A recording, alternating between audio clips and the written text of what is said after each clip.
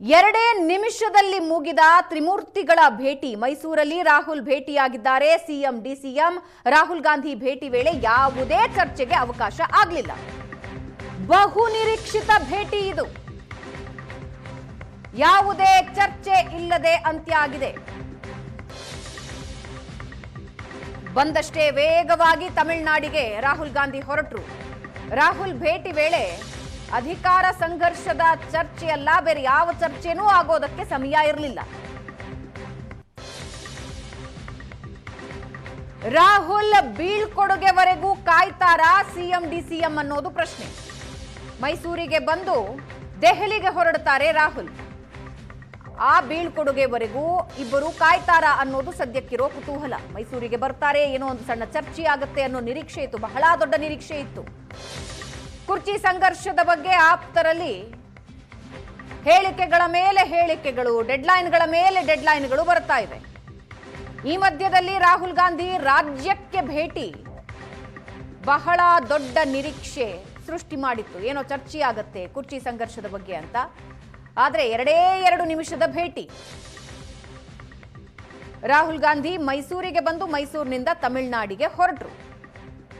ಖಾಸಗಿ ಶಾಲೆಯ ಒಂದು ಕಾರ್ಯಕ್ರಮಕ್ಕೆ ರಾಹುಲ್ ಗಾಂಧಿ ಹೊರಟಿದ್ರು. ಎರಡು ನಿಮಿಷಗಳ ಭೇಟಿ ಆಯಿತು. ಸಿದ್ದರಾಮಯ್ಯ ಅವರು ಅವರನ್ನ ಸ್ವಾಗತಿಸಿದ್ರು, ಸನ್ಮಾನ ಮಾಡಿದ್ರು. ಡಿಕೆ ಶಿವಕುಮಾರ್ ಅವರು ಅವರನ್ನ ಸ್ವಾಗತಿಸಿದ್ರು. ಅಷ್ಟಕ್ಕೆ ಸೀಮಿತ ಆಯಿತು, ಅಲ್ಲಿಂದ ಹೊರಟರು. ಈಗ ವಾಪಸ್ ಬರೋವರೆಗೂ ಇಲ್ಲಿದ್ದು ಇಬ್ಬರು ನಾಯಕರು ಮಾತುಕತೆಗೇನಾದ್ರೂ ಅವಕಾಶ ಸಿಗುತ್ತಾ ಕಾದು ನೋಡಬೇಕು. ಮೈಸೂರಿಗೆ ಬಂದೇ ಇಲ್ಲಿಂದ ದೆಹಲಿಗೆ ಹೊರಡ್ತಾರೆ.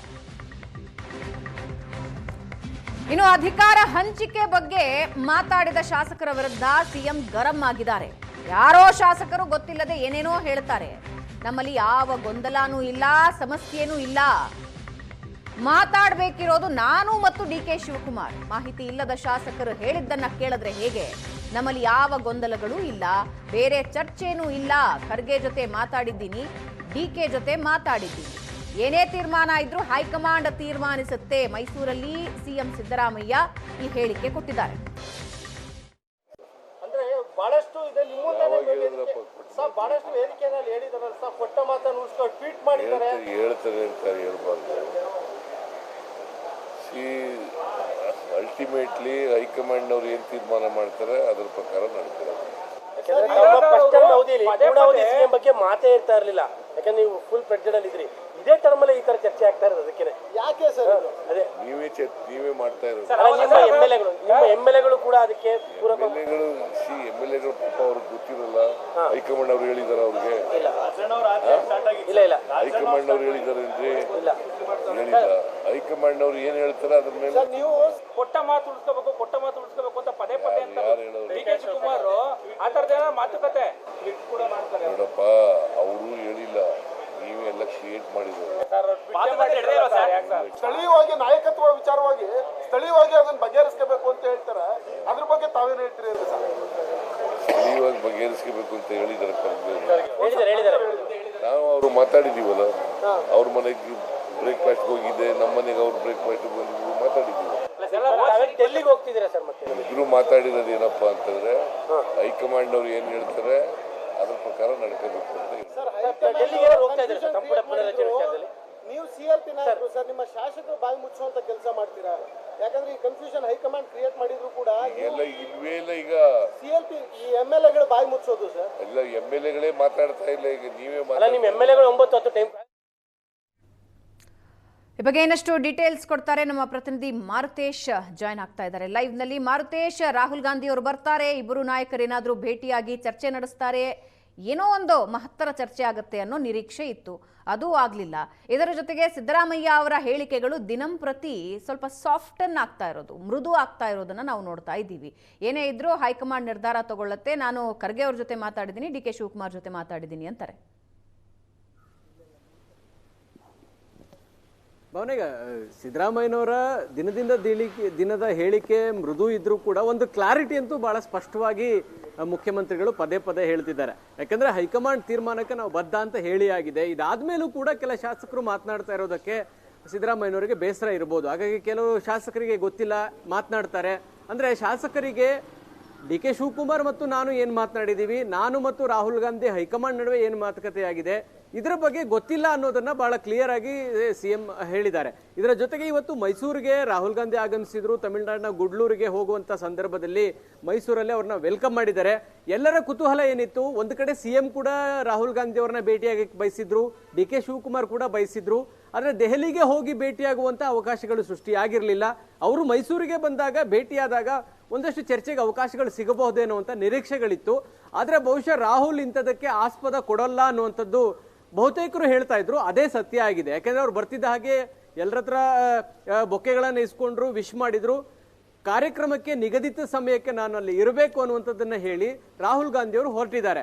ಈಗ ವಾಪಸ್ ಅವರು ಹೋಗುವಂತ ಸಂದರ್ಭದಲ್ಲೂ ಕೂಡ ಸಿಎಂ ಡಿಸಿಎಂ ಅವರನ್ನ ಬೀಳ್ಕೊಡ್ತಾರೆ. ಮೈಸೂರು ಏರ್ಪೋರ್ಟ್ಗೆ ಹೋಗಿ ವಿಶೇಷ ವಿಮಾನದಲ್ಲಿ ಅವರು ತೆರಳುತ್ತಾರೆ. ಆಗ್ಲೂ ಕೂಡ ಅವರು ಭೇಟಿ ಆಗ್ತಾರೆ ಸಿಎಂ ಡಿಸಿಎಂ. ಆಗ ಏನಾದ್ರೂ ಮತ್ತೆ ಅವಕಾಶಗಳು ಸಿಗುತ್ತಾ ಅನ್ನುವಂತ ಪ್ರಶ್ನೆಗಳು ಮತ್ತು ಕುತೂಹಲಗಳು ಹಾಗೆ ಉಳ್ಕೊಂಡಿದೆ.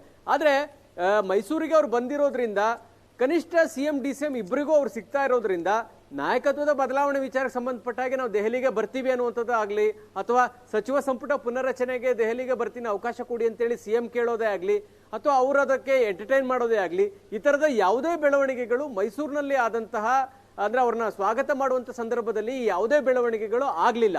ಇದು ಹೊರಗಡೆ ಬಂದ ಮೇಲೆ ಮುಖ್ಯಮಂತ್ರಿಗಳು ಮಾತನಾಡಿರೋದನ್ನ ನೋಡಿದ್ರೆ ಭಾವನಾ, ಮುಖ್ಯಮಂತ್ರಿಗಳು ಬಹಳ ಸ್ಪಷ್ಟವಾಗಿ ಇದ್ದಂಗೆ ಕಾಣಿಸ್ತಾ ಇದೆ. ಜೊತೆಗೆ ಬಜೆಟ್ ಪ್ರಿಪರೇಷನ್ ಬಗ್ಗೆ ಹೇಳಿದ್ರು, ಮಾರ್ಚ್ನಲ್ಲಿ ಬಜೆಟ್ ಮಂಡನೆ ಮಾಡ್ತೀನಿ ಅನ್ನುವಂಥದ್ದನ್ನು ಕೂಡ ಕ್ಲಿಯರ್ ಆಗಿ ಸಿಎಂ ಹೇಳಿದ್ದಾರೆ. ಈಗಾಗಲೇ ಅದರ ತಯಾರಿಯನ್ನು ಕೂಡ ಶುರು ಮಾಡಿದ್ದೀನಿ ಅನ್ನುವಂಥದ್ದನ್ನು ಹೇಳಿದ್ದಾರೆ. MLAಗಳ ಬಗ್ಗೆಯೂ ಕೂಡ ಬೇಸರ ಹೊರ ಹಾಕಿದ್ದಾರೆ. ಈ ಎಲ್ಲ ಬೆಳವಣಿಗೆಗಳನ್ನ ನೋಡಿದ್ರೆ ಬಜೆಟ್ ಮುಗಿಯೋದು ಅಥವಾ ಬಜೆಟ್ ಮಂಡನೆ ಮುಖ್ಯಮಂತ್ರಿಗಳು ಮಾಡೇ ತೀರ್ತಾರೆ ಅನ್ನೋದ್ರಲ್ಲಿ ಯಾವುದೇ ಅನುಮಾನ ಇಲ್ಲ. ಆದ್ರೆ ಡಿ ಕೆ ಶಿವಕುಮಾರ್ ಬಣ ಇದಕ್ಕೆ ಆಸ್ಪದ ಕೊಡುತ್ತಾ? ಹೈಕಮಾಂಡ್ ಸಿಎಂ ಡಿಸಿಎಂ ಇಬ್ಬರನ್ನು ಕರೆದು ಒಂದು ಸ್ಪಷ್ಟ ತೀರ್ಮಾನಗಳನ್ನ ತೆಗೆದುಕೊಂಡಿಲ್ಲ ಅಥವಾ ಸ್ಪಷ್ಟ ನಿರ್ದೇಶನಗಳನ್ನ ಕೊಡ್ತಾ ಇಲ್ಲ. ಶಾಸಕರುಗಳು ಕೂಡ ಗೊಂದಲದಲ್ಲಿದ್ದಾರೆ. ಶಾಸಕರು ಕೂಡ ಪದೇ ಪದೇ ಹೇಳ್ತಾರೆ ಡಿ ಕೆ ಶಿವಕುಮಾರ್ ಅವರು ಸಂಕ್ರಾಂತಿ ಬಳಿಕ ಒಂದು ಅವಕಾಶಗಳಿದಾವೆ, ಮುಖ್ಯಮಂತ್ರಿ ಆಗ್ತಾರೆ ಅಂತೇಳಿ. ಮುಖ್ಯಮಂತ್ರಿ ಸ್ಥಾನದಲ್ಲಿ ಸಿದ್ದರಾಮಯ್ಯನವರು ಇರುವಂತ ಸಂದರ್ಭದಲ್ಲೂ ಕೂಡ ಡಿ ಕೆ ಶಿವಕುಮಾರ್ ಮುಖ್ಯಮಂತ್ರಿ ಆಗ್ತಾರೆ ಅಂತೇಳಿ ಪದೇ ಪದೇ ಆ ಬಣದಲ್ಲಿ ಇರ್ತಕ್ಕಂಥವ್ರು ಹೇಳ್ತಾ ಇರೋದು ಸಿಎಂಗೂ ಕೂಡ ಮುಜುಗರ. ಹೀಗಾಗಿ ಹೈಕಮಾಂಡ್ ಒಂದು ಕ್ಲಾರಿಟಿಯನ್ನ ಕೊಡದೇ ಇದ್ರೆ ಈ ಗೊಂದಲ, ಈ ಎರಡು ಬಣಗಳ ನಡುವಿನ ಈ ವಾಕ್ಸಮರಗಳಿರ್ಬೋದು, ಕೌಂಟ್ರ್ ಕೊಡೋದಿರ್ಬೋದು, ಇದು ನಿರಂತರವಾಗಿ ಮುಂದುವರಿಯುತ್ತೆ. ಹಾಗಾಗಿ ಹೈಕಮಾಂಡ್ ಯಾವಾಗ ಮಧ್ಯಪ್ರವೇಶ ಮಾಡ್ತಾರೆ, ಬಜೆಟ್ ಪ್ರಿಪರೇಷನ್ ಆರಂಭ ಮಾಡಿ ಮುಖ್ಯಮಂತ್ರಿಗಳು ಬಜೆಟ್ ಮಂಡ ತನಕ ಕಾಯ್ತಾರಾ ಅಥವಾ ಅದಕ್ಕೂ ಮುನ್ನವೇ ಕರೀತಾರಾ? ಈ ಕುತೂಹಲಗಳು ಹಾಗೆ ಉಳ್ಕೊಳ್ತಾ ಇದಾವೆ ಭಾವನಾ. ಧನ್ಯವಾದ ಮಾರುತೇಶ್.